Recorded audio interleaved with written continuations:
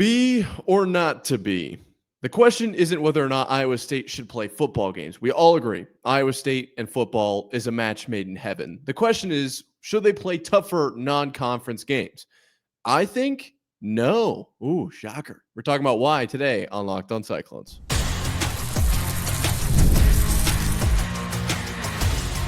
You are Locked On Cyclones, your daily podcast on the Iowa State Cyclones, part of the Locked On Podcast Network, your team every day.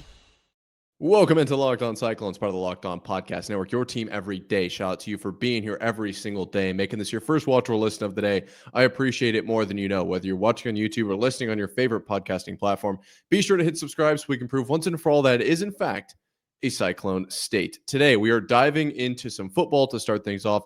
Non-conference schedule first. Had a few thoughts during the squad show this week, so we're going to break that down. Then we're going to go into some theme games that were announced as far as football goes. And then finally, we'll talk preseason coaches poll. My personal thoughts, we will dive into that. Very excited to dive into all this. I'm not going to lie. This is kind of the exciting part of the year. We're really gearing up for some true football. And so speaking of football and true football, the preseason, right? Is this true football? What is this? What's going on here? Because this has been a topic of conversation, obviously, at Big 12 Media Days. I believe it was Kalani Sitake that talked about how the three non-conference games should really just be against the other three Power 4 conferences, right? So the Big 12 is one of four, which means that if you subtract the Big 12 out, there are three remaining. The Big 12 should play a team from the ACC, the SEC, and the Big 10. I can see the argument there, okay? You want a stronger strength of schedule. You want, obviously to prove that you've played tougher opponents. Here's the thing. I don't think that's the right move. I'm going to be completely honest with you. I just don't think that the ROI, fancy term, return on investment is quite there. I just don't see it for a couple of reasons, certainly a couple of reasons. One, I really only think I genuinely think that this only helps out the very top 1%. I don't know anything about like politics or money or truly about anything besides Iowa State athletics. Like, let's just call it what it is. But this feels like it's like where they're like talking about making the rich richer. It's like the teams at the very top of the conference, which I do think Iowa State will be there. But let's just say hypothetically, it's not any team at the top of the Big 12. Those are the teams that are going to benefit. Those are the teams that are making a push for the college football playoff, whether it's a 12-team or a 16-team or even a 14-team playoff. Those are the teams that need that small boost in essentially strength of schedule, right? Like the teams at the bottom aren't really fighting for anything. They just haven't gotten to 6 wins. They just lost those games in the non-conference schedule. So I think as a whole, you're going to see the conference dip with a tougher schedule. There were some points made in the squad show, which I know I'm kind of spoiling this here. You're going to have to watch the squad show. If you haven't already, it's coming out later today. As far as rest, I believe Parker Ainsworth made this point. I think this is a really, really good point. These non-conference games that are not extremely competitive are a great opportunity for starters to get a rest in practice and in the actual game throughout those weeks. So Iowa State will go through K-State and then South Dakota and then Iowa and then Arkansas State. A portion of the schedule we've kind of chatted about, but we certainly haven't talked about it in this way, where South Dakota and Arkansas State, while they will not be ignored. Don't get me wrong. We need to tackle them first. But if we're up by 60 at halftime, don't expect a whole lot of Rocco Becht. Don't expect a whole lot of Carson Hansen or Abu Sama. Like it's just not likely. We don't Caleb Bacon. We don't want another repeat of last year where it's going to be an injury fest, right? We want to keep those guys fresh. We want to keep them healthy.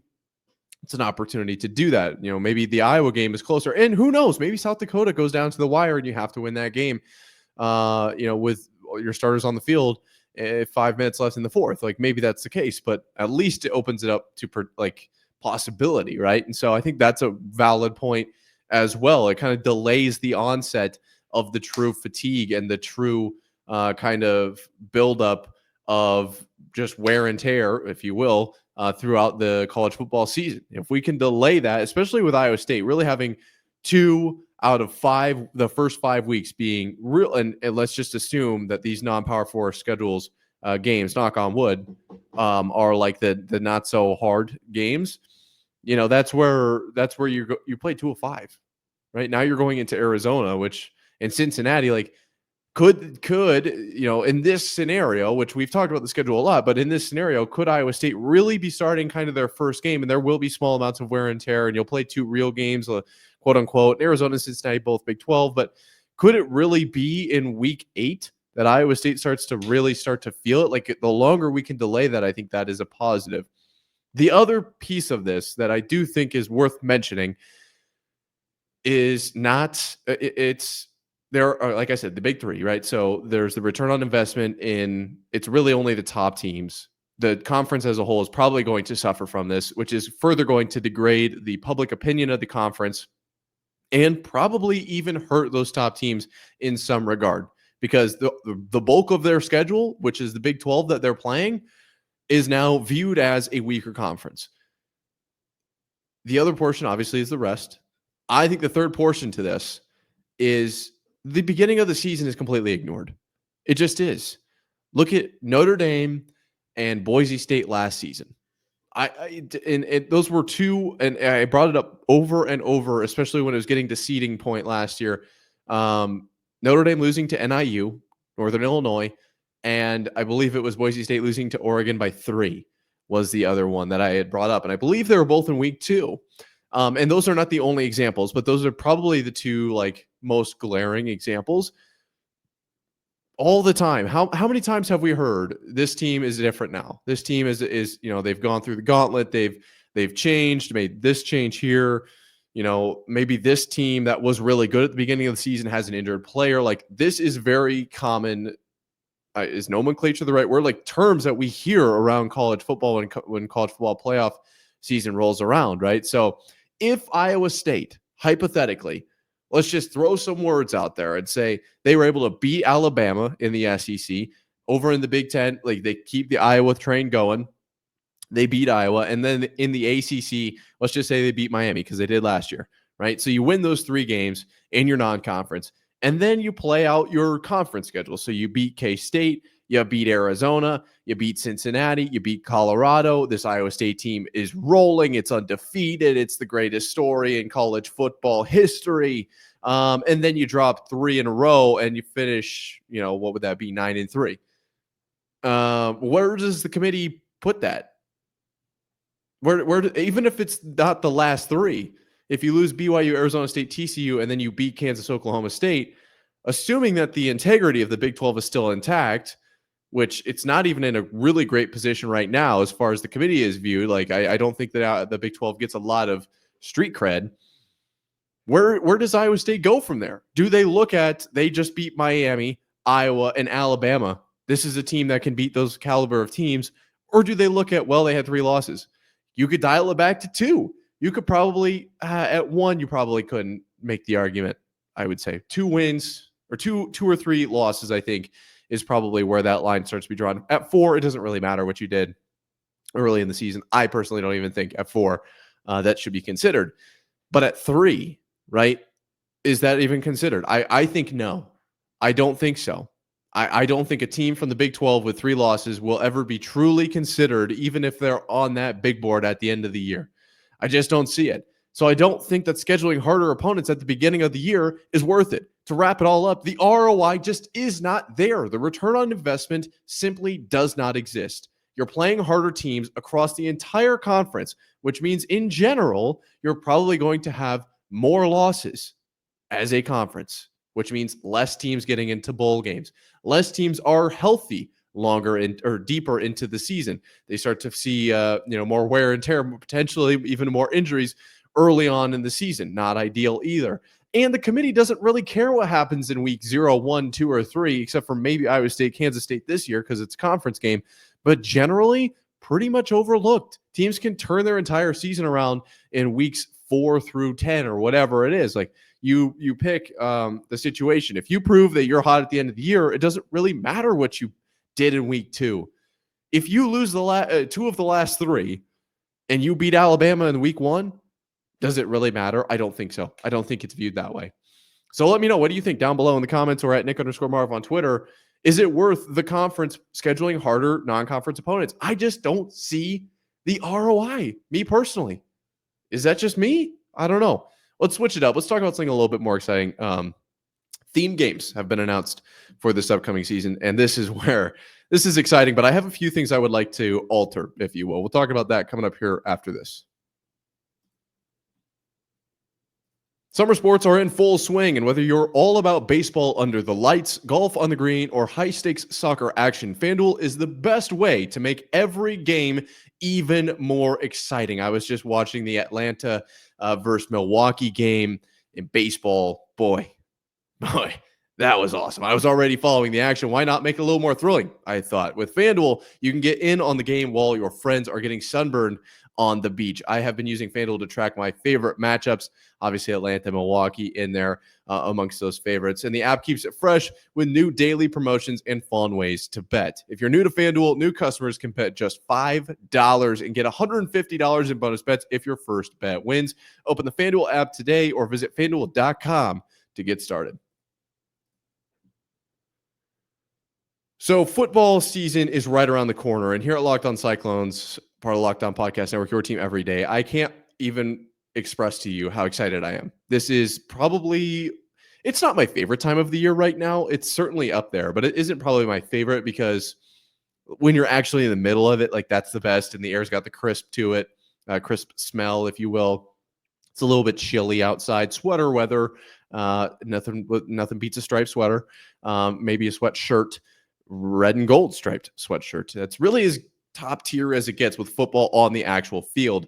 But right now, vibes are high. The possibilities of what could happen this season are effectively endless. I mean, it's kind of what's happening here, right? Like Iowa State, best case scenario goes undefeated. Worst case scenario goes winless. Like both of those things are entirely in play right now. National championship is still on the table. That's what makes this portion of the season, or I suppose more so the calendar year, so exciting, right? Like that is the greatness of it, and there's so much to look forward to. And the theme games that have just been announced, this makes it so much more exciting, obviously, for us to talk about now and to look forward to. I've got 5 circled here, and we'll talk a little bit about all of them. And I don't necessarily love where these were all put. A couple of them I feel like could have been moved around or altered, if you will, and maybe even had a couple different games mixed in. So we'll talk about what we have. We'll talk about what I think could have been done, maybe slightly better. And maybe Iowa State will hire me onto their theme game committee. Who knows? First up here, I've got at South Dakota, or against South Dakota. All these will be at home. Against South Dakota, the Cyclone Club Day of Honor. Against Iowa, the Color It Cardinal game. Against Arizona, the Whiteout. Against BYU, Homecoming and Hall of Fame. And then against Kansas, Senior Day. Okay, so there's a little write-up and blurb here for the Cyclone Club Day of Honor. Proudly recognizes and celebrates all Cyclone Club members. Okay, that's awesome. For the Color Cardinal match, obviously we're wearing Cardinal, wearing red, red out essentially. I feel like that's awesome. That is super, super cool. And there will always be a few people that wear yellow, so the crowd is going to be electric. It's going to be all red in a sea of black, in theory. Like there will be no black. It didn't quite come out right. It's a sea of red with a few speckles of black. We're showing the dominance, just how good it is. And if any Iowa fans wear yellow with the Cardinal from the Iowa State fans, it becomes Cardinal and gold, right? Like, so that's where you want it to be. That's very, very, in my opinion, smart play from Iowa State there. Then against Arizona, that's the whiteout. That makes complete sense. BYU, Homecoming and Hall of Fame. It's the 112th homecoming game in history. Okay. And we have 6 former Cyclone athletes that are being inducted into the Iowa State Hall of Fame, Athletics Hall of Fame, recognized at halftime. Awesome. No theme currently announced for November 1st versus Arizona State. And then Kansas Senior Day, just announcing that essentially that the seniors are, graduating. So when I look at this, there's a couple things that I notice. The Arizona being the whiteout, really? Wow. Okay. Interesting. Not a ton of real theme games this year. We've got Iowa as the Cardinal, or red out, if you will, in week 2 or 3, however you want to look at game 3, week 2. think that's necessary. I think that's absolutely necessary, and probably should be a what is that, a biannual game like every other year? Is that what it would be? Biannual, biweekly? I think that's how that would work. Um, Biannual cardinal out, or red out. I think that's necessary. I think that's by far the smartest play on this schedule. When I look through the read through here, though, that's what stands out to me is this is from the Iowa State website, cyclones.com, like the Iowa State football press release, whatever you want to call it here. All of these games, this is not every single game on the schedule that has a write-up. Arizona State just has no theme currently announced. This does give me a lot of hope. I'm going to be so real with you. How is that not a theme game? Like, genuinely, is that just like they're waiting to see if Iowa State's good, and that's when they'll decide if they're going to make this a theme game? Maybe they're going to see if Arizona State's good. This is a flex, kind of game.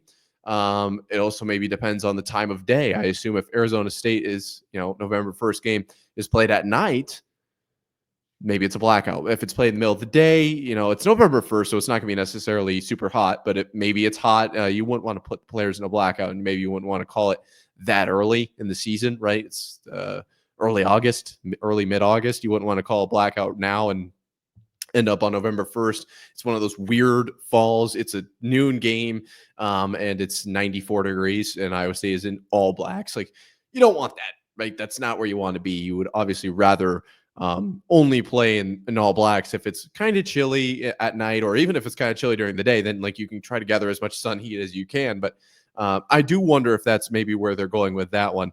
And that was my main thing here is I wish we had BYU as a stronger theme game. I get that it's homecoming, but could it not be like a special homecoming where we're doing something cool with the crowd? I mean, that's going to be a tough game. It really is. Arizona being the whiteout, you're going Arizona, BYU, Arizona State, Kansas are your only 4 home games outside of South Dakota and Iowa. So I guess this is, they wrote down all the home games here is what they did. I'm just now reading that and realizing it, but I just don't love that Arizona State has nothing on there. I think that's really the biggest thing to me. I think outside of that, they probably did an okay job. Arizona being the whiteout game early in the season. I don't necessarily love that. I wish BYU maybe was the whiteout. I think that maybe is the better play. And then you got Arizona State where you could make that the blackout or whatever. Those are back-to-back weeks. Kansas obviously has to be the senior night and probably can't theme the crowd for a game like that. You can try, but not going to be probably as successful. We can't, like, why do we do stripes? I unless I missed it, I don't remember ever in my college career there being a striped game. Maybe in Hilton, but not in Jack Trice. Maybe I missed it. There's a possibility I missed it, and I own up to that. But in my closet, just right over there, is a all-white T-shirt in which I wrote in Sharpie myself, I heart ISU, like the I heart New York shirts. Like, I went hard for these games that these theme games that they had. I just don't remember ever seeing a stripe situation. Like, why are we? I feel like that would be so sweet. Why are we not doing that? The Arizona State game, yeah, they're kind of like red or maroon and yellow. So maybe it's just better to leave it alone. I don't love that theory either. That'd be a great one to make the whiteout, and then you make BYU a red and yellow stripe out. Like, that'd be awesome. Or a checker out. Like, you could possibly checker it. I don't know if you have to give every fan a T-shirt to make that happen as cleanly as possible. I just don't. I mean, they didn't really. I would say that this was a C+ to B range theme year, in my opinion. I don't think they absolutely killed it, but I don't think that it was like terrible. You're kind of dealt a weird hand, to be completely honest. I think the Cardinal out or the red out against Iowa, really the only play. Arizona probably shouldn't have been the whiteout, in my opinion. But it's how they decided to go. I think BYU probably should have had more of a theme. Arizona State probably should have had more of a theme. Feels like we put the theme games on the not super important games, essentially Iowa and Arizona. And I'm not going to lie to you, that should probably be 2 wins. I mean, it should. And I don't think that they'll be super tough. Although I did see that Iowa Twitter was absolutely freaking out about a pass to Caden Weegan today. Little toe touch. Been seeing that for years personally. Not too shocked by that. I'm more shocked by the throw than the catch. So anyway, it is what it is. I don't know. Let me know what you think. Are you going to any of these games? Are you gonna deck yourself out for the red out? You have to for the red out or the white out. Both going to be super amazing atmospheres. I just really wish that BYU or Arizona State would have had a theme, a real true fan theme. I think Iowa State could have benefited from that atmosphere, gotten everyone super excited. It's in, that time of year, end of October, beginning of November. It's not too bad yet. It's not too cold yet. It's definitely not super warm, but not too cold either. I don't know. Let me know what you guys think down below. Right, Nick_Marv on Twitter. We're going to pivot away from theme games and move towards preseason coaches poll coming up right here after this.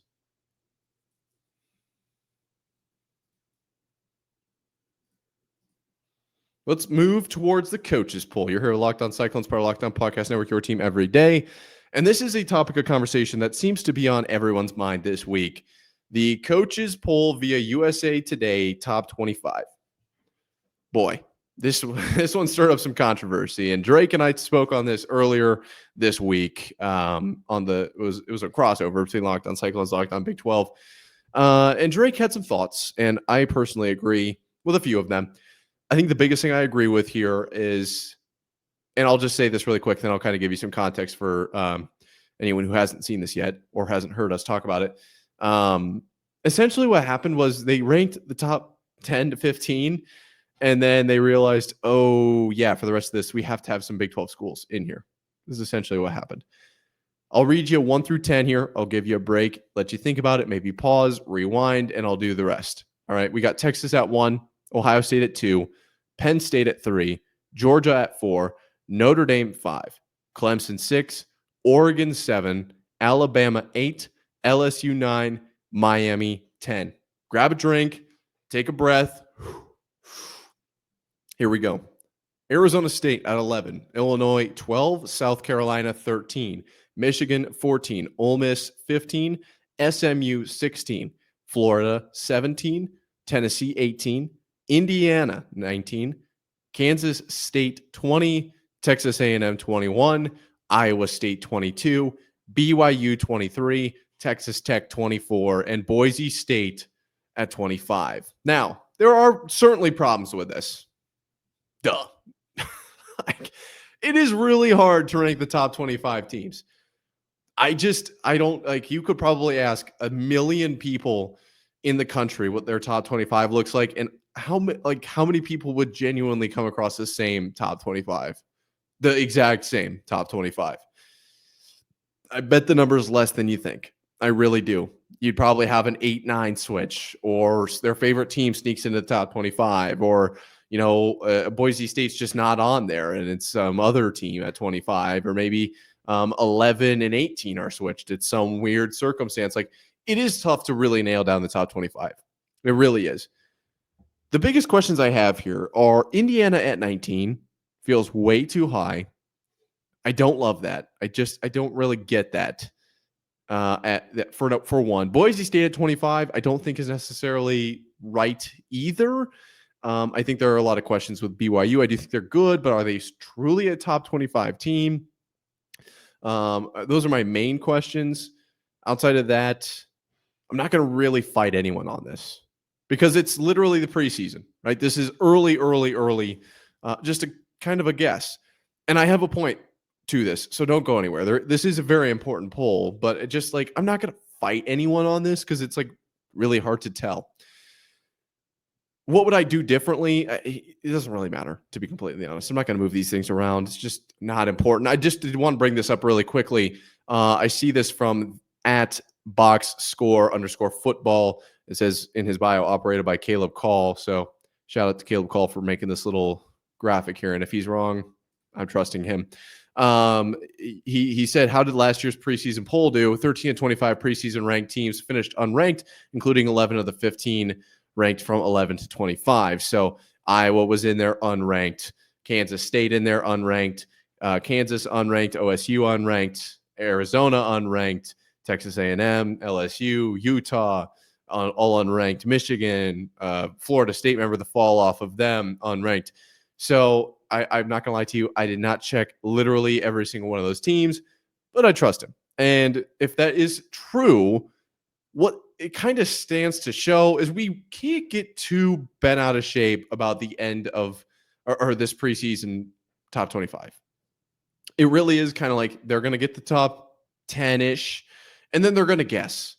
And it is a guessing game, and that's completely fine. That's how this works a little bit. Here's the problem, though, right? Like, that's why I brought that point up just to illustrate that I'm not really upset about this. Like, it's okay. It's just like you got to prove yourself here, right? Like, you just kind of got to play the game a little bit. But at the same time, this is a problem. Like, wild thing to say back to back. I get it. But if Iowa State's starting this at 22, what do they need to do to move into the top 12? Like, can they get there without winning the Big 12? I'm not quite sure. Do they need to go undefeated? Can they lose 2 games? Let's say they lose 2 games and they lose out on the Big 12 championship game by tiebreakers. The other 2 teams in the Big 12 championship game, let's say both have 2 losses. Like, let's just play some wild scenario here. The top 3 teams in the Big 12 all have 2 losses. Iowa State misses out on the championship game by a tiebreaker. Are they in the college football playoff? My answer to that is a guess, and I say no. I don't think they are. I just don't think they're treated with the same respect that a team like, let's say, Alabama, if they have 2 losses, they started at 8, right? Even Clemson starts at 6, 2 losses. Notre Dame, 2 losses. At 5, probably in. Depends on who they were to and by how much. But does it really? Does it really? Because we were just talking about how the early season doesn't matter. If Notre Dame loses in week 1 to whoever they're playing, I'm assuming it's like an NIU, and pretty much their whole schedule is kind of like that. If they lose a week 1 game by 3 points on the road or even at home, the committee will forget about it. They are not going to care. They are not going to care, especially if it's an Ohio State or a Penn State or a Texas, one of those 1, 2, or 3s. It doesn't matter. The further you get down the list, the more it starts to matter. If Iowa State loses to Arkansas State on the road, even that even plays into their case on the road, let's say by 10 points, which is a 2-score game for those of you keeping track. In my opinion, now you are completely eliminated from the playoff unless you make the Big 12 championship game and probably win it. That's literally the only way. If you get embarrassed in Dublin, is that too early for them to forget, or is that something they'll hold against the Big 12? That's something I didn't really bring up earlier in the episode. For those of you who are still listening, you're kind of getting a little bit of a throwback to segment 1 here. The Big 12 just isn't treated the same way. So a loss early on in the season is going to be held with more weight than it is for Notre Dame or for Ohio State. If they lose one of their first games, this is exactly what I was thinking the other day. And I can't believe I didn't say this in segment 1. So this is how we're rounding out the show. If Notre Dame or Ohio State or Clemson or Oregon loses one of those games in the early season, it can be forgotten. It is not a big deal. Okay. If Iowa State loses early on to a tough opponent, especially a non-conference opponent, but a Power 4 conference opponent or a Power 4 opponent, creamity, they will not forget. The committee will not forget that. So why schedule something that's harder when you can schedule something that's easier? We've seen how much record matters. And if the Big 12 is going to be treated like all those games are end all be all, you have to win them all. Unlike other conferences where you can drop one, it's fine. Don't schedule the hard games. Like, it's that easy. That was the main point that I was thinking the other day. I was like, it's not fair. It's just not. That's not how it works. And you can't assume that if you play harder opponents, you will be treated the same. You won't. The Big 12 won't.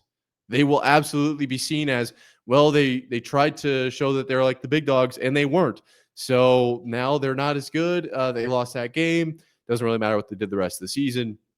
Versus Ohio State, who scheduled an Alabama. Oh, kudos to them for really trying to stretch their limits early on in the season. And sure, they didn't quite get that game, but they really bounced back the rest of the year. Ohio State in at number 8. Like, that's just going to happen. That is literally going to happen. I swear to you. I can't believe first off, I did not say that earlier on. But secondly, that is absolutely going to happen. That's a very, very valid point. So I know we kind of got off the beaten path here talking about the preseason coaches poll, because I just remembered that main point I wanted to make from segment 1 there. Shout out to you guys for making it to this point in the episode. If you have any questions you want to ask me, shoot them to me on Twitter at Nick_Marv. I know some other people in the Locked On Network are doing like some trivia right now. can answer some trivia. Not exactly sure what I want to do, but I do like the concept. So if you have any questions for me, we can do mailbags, and I can answer any questions as we approach this epic season of Iowa State football that's coming up. I'm very excited. I genuinely am. This is going to be a great year. And it's a great time right now because I just saw you go down and click that subscribe button. Wasn't it completely free? It was. Yeah, it helped us prove that it is, in fact, a Cyclone State. Thanks for that. All right. Until next time, Cyclone fans, stay safe out there and sayonara.